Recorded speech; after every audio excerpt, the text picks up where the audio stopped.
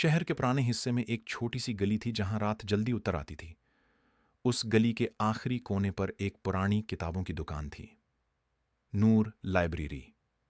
दुकान का मालिक बाबा करीम 17 साल खामोश इंसान था जो अक्सर कहा करता था, हर इंसान एक किताब है, फर्क सिर्फ इतना है कि कुछ लोग पढ़े जाते हैं और कुछ समझे जाते हैं।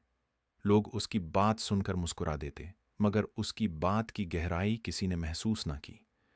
एक दिन शहर में बिजली का ऐसा बहरान आया कि पूरी गली अंधेरे में डूब गई।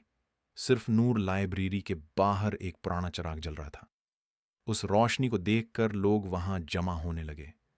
किसी को मोबाइल चार्ज करना था, किसी को सिर्फ थोड़ी देर सुकून चाहिए था।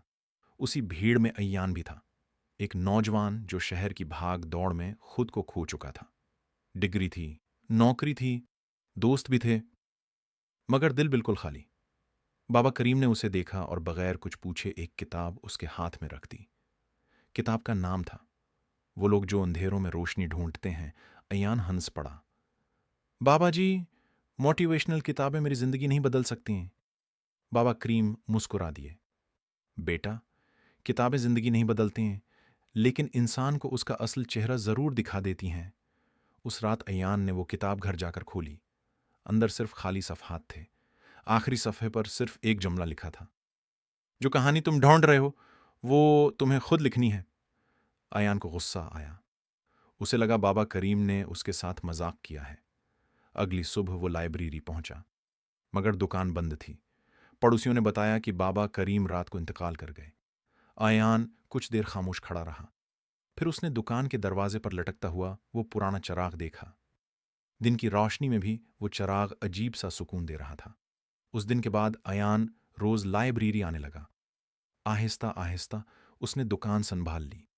लोग आते, अपनी कहानियां सुनाते, और वो उन्हें लिखता रहता।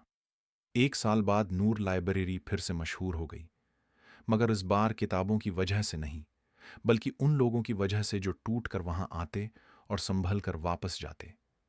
तब अयान को समझ आया कि बाबा करीम का असल काम किताबें बेचना नहीं था।